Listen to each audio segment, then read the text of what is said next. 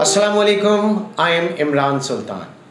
आज हम बात करेंगे रेटिंग एजेंसीज़ के हवाले से। स्पेशली हमने देखा कि मूडीज़ ने पाकिस्तान की क्रेडिट रेटिंग जो है उसको डाउनग्रेड किया और क्रेडिट रेटिंग जो है वो B3 से डाउनग्रेड करके CAA1 कर दी गई, CAA1 कर दी गई और साथ ही साथ जो आउटलुक है इकॉनमी का उसको नेगेटिव कर दिया गया।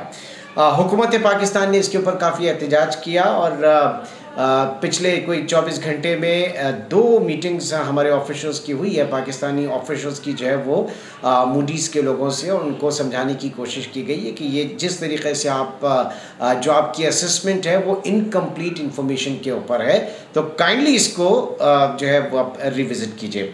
बहरहाल जो CAA1 रेटिंग है वो क्या कहलाती है, वो सिंपल ये कहलाती है, और मूडीज़ ने जो डाउनग्रेड किया उनका ये कहना है कि पाकिस्तान का इस वक्त जो करंट अकाउंट खसारा है वो काफ़ी बढ़ रहा है और पाकिस्तान को अपने एक्सटर्नल फाइनेंसिंग के लिए, बैरूनी फाइनेंसिंग के लिए बड़ी तादाद में, बड़ी मकदार में डॉलर्स चाहिए और उन डॉलर्स का अरेंजमेंट ज़ाहिर है कि पाकिस्तान के लिए इस वक्त काफ़ी मुश्किल है।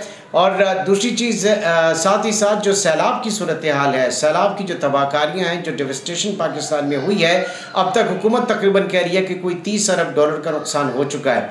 तो उसको ब्रिज करने के लिए पाकिस्तान को बड़ी तादाद में डॉलर्स चाहिए होंगे और पाकिस्तान का जो दारोमदार है इस डॉलर फाइनेंसिंग के हवाले से वो मल्टीलैटरल जो हमारी डोनर एजेंसीज़ या हमारे क्रेडिटर्स हैं उनके ऊपर रहेगा, जिसमें आप वर्ल्ड बैंक कह सकते हैं, IMF कह सकते हैं, एशियन डेवलपमेंट बैंक कह सकते हैं और दीगर जो मालियाती इदारे हैं उनके साथ। और जो बायलैटरल जो कंट्रीज़ हैं जिसमें चाइना है पाकिस्तान के साथ, और फिर इस वक्त हम सऊदी अरब को भी देख रहे हैं, जो खलीजी ममालिक वो भी पाकिस्तान को सपोर्ट कर रहे हैं, फ्रेंड्स ऑफ पाकिस्तान अमेरिका की तरफ से और पूरी दुनिया की तरफ से इस वक्त पाकिस्तान को जो है वो डॉलर्स मिल रहे हैं इस डेवस्टेशन के हवाले से। बहरहाल जो रेटिंग एजेंसी है मूडीज़, उसका ये कहना है कि पाकिस्तान का ज़्यादातर जो दारोमदार है वो आलमी मालियाती इदारों की तरफ होगा। पाकिस्तान इस फाइनेंशियल हेल्थ के साथ इंटरनेशनल फाइनेंशियल मार्केट्स में नहीं जा सकेगा कि वो वहाँ पे जाके अपने बॉन्ड्स वगैरह, सुकूक बॉन्ड्स वगैरह जो है उनको बेचे और वहाँ से उसको एक सस्ता कर्जा मिले। ये एक चीज़ पाकिस्तान के लिए प्रॉब्लम करेगी। अब कल जब ये ख़बर आई उसके बाद हम देख रहे थे कि जो पाकिस्तान में इस वक्त हिज़्ब मुखालिफ है, पाकिस्तान तहरीक इंसाफ, वो काफ़ी जो है वो एक्टिव हो गए और बहुत शेयर करने लगे, ट्वीट्स करने लगे कि जनाब डार साहब जो है वो पाकिस्तान की मईशत को इस वक्त जो दिखा रहे हैं ऐसा नहीं है और पाकिस्तान की मईशत जो है वो इस वक्त इंतहाई बुरी हालत में है। और ये रिफ्लेक्शन है जनाब मूडीज़ के हवाले से, जो रेटिंग एजेंसी थे जो पाकिस्तान की, जिसने रेटिंग को इस वक्त डाउनग्रेड किया। तो ये कंसर्न जो हैं वो पाकिस्तान तहरीक इंसाफ के लोग दिखा रहे थे, बट मेरा पॉइंट थोड़ा सा मुख्तलिफ है।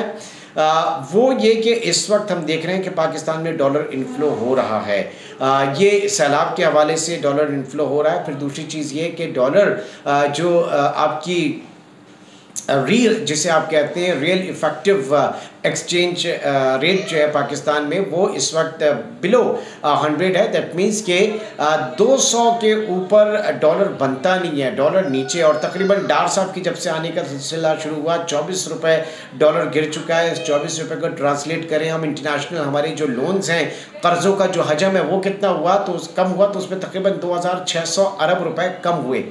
जो मेरा डिसएग्रीमेंट एक तरीके से आप कह लें वो ये कि ये रेटिंग एजेंसीज दुनिया में और भी हैं, फिच है, इसके अलावा S&P है, स्टैंडर्ड एंड पुअर ग्लोबल जो फाइनेंशियल ग्लोबल रेटिंग एजेंसी है, वो इस वक्त मौजूद है।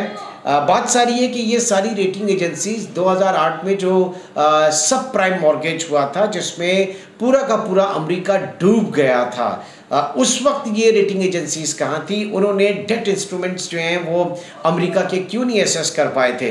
तो रेटिंग एजेंसीज इस वक्त अगर उनके ऊपर पूरा तकिया कर लिया जाए कि जनाब वही सब कुछ हैं, तो वो अमेरिका को क्यों नहीं बचा सकी? 2008 में जो फाइनेंशियल क्राइसिस था, ग्लोबल फाइनेंशियल क्राइसिस को जो उसने ड्राइव किया था, इतना बड़ा आलमी मालियाती बहरान बन गया था वहाँ पे सब प्राइम मॉर्गेज का। तो ये रेटिंग एजेंसीज उस वक्त कहाँ सोई हुई थी। बहरहाल पाकिस्तान के लिए इस वक्त थोड़ा सा रिलीफ। अच्छा, फिर दूसरी चीज़ क्या है कि हम इस तरह की कोई भी खबर हो उसको आप ज़रा दूसरे दिन स्टॉक मार्केट में उसका रिफ्लेक्शन देखा करें, क्योंकि चीज़ें मटेरियलाइज हो जाती हैं एक दिन के चंद घंटों में। और पाकिस्तानी स्टॉक मार्केट में आज हमने देखा कि कोई बहुत बड़ी मूव या मार्केट बुरी तरीके से नहीं गिरी। मार्केट में 300-400 पॉइंट का एक बैंड था। मार्केट में उसके अंदर प्रिसाइसली तकरीबन 390-95 पॉइंट्स का मार्केट में एक बैंड था। उसके अंदर मार्केट ने अप एंड डाउन किया और उसके बाद 100 पॉइंट्स नेगेटिव, 90 समथिंग जो है वो नेगेटिव जाके क्लोज किया। तो कोई ऐसी पैनिक सेल नहीं हुई। अदरवाइज ये रेटिंग एजेंसीज वगैरह जब अपने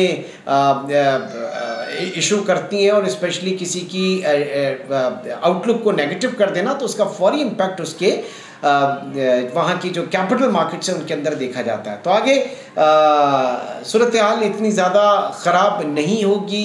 विविश के यहाँ पे डार साहब जो है इसको मैनेज कर ले, लेकिन डार साहब जो सबसे बड़ी गलती कर रहे हैं इस वक्त, जो उन्हें नहीं करनी चाहिए, वो बहुत खुला डुल्ला बयान दे रहे हैं इस वक्त वो एक्सचेंज रेट के ऊपर। वो ये कहते हैं कि डॉलर जो है वो 200 रुपये से कम का होना चाहिए और मैं इसको कर दूंगा। डार साहब का ये डोमेन नहीं बनता, ये डोमेन बनता है गवर्नर स्टेट बैंक का और SECP का।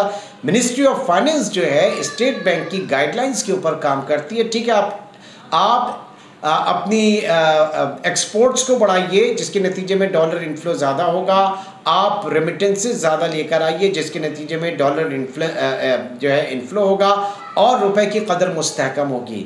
लेकिन आपका ये कहना कि जनाब मैं एक्सचेंज रेट को नीचे कर दूंगा और मैं इसको खींच के ले आऊँगा और मैं इसको 200 रुपये से नीचे कर दूंगा, ये आप गलत कह रहे हैं। ये आपका प्रोगेटिव नहीं है, ये स्टेट बैंक का प्रोगेटिव है। ये गवर्नर स्टेट बैंक जो है वो इसके बारे में फैसला करता है दोनों चीज़ों के बारे में। एक तो मॉनेटरी पॉलिसी, क्योंकि मॉनेटरी पॉलिसी कमेटी होती है। अब आइंदा 1-2 दिन में आप देख लीजिएगा डार साहब इसके ऊपर भी कमेंट कर रहे होंगे, शरह सूद जो है हम कम कर देंगे या हम नीचे लेकर आएंगे, विच इज़ अगेन रॉन्ग, गलत चीज़ है।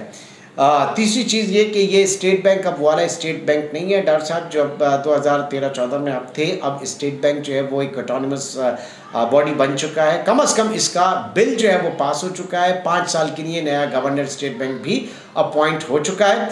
तीसरी चीज़, इस वक्त जो पिछले गवर्नर स्टेट बैंक थे डॉक्टर रजा बाकर, वो लेकर आए थे मार्केट बेस्ड एक्सचेंज रेट। आपके ज़माने में आप जो है वो जिस तरीके से मैनेज करते थे एक्सचेंज रेट को, अब आप नहीं कर सकते क्योंकि आप मार्केट फोर्सेस डिटरमाइन करेंगी।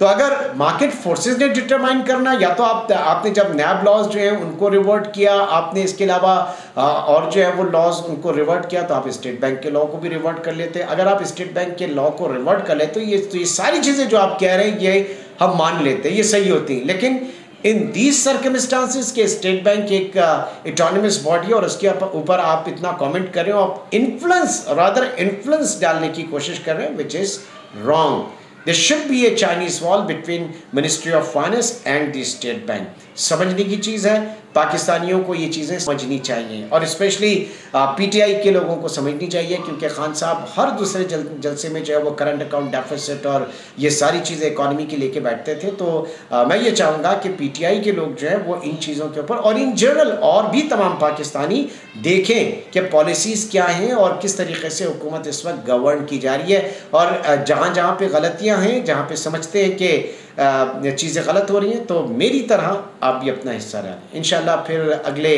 पॉडकास्ट में मुलाकात होगी। टिल देन टेक केयर, अल्लाह हाफिज़।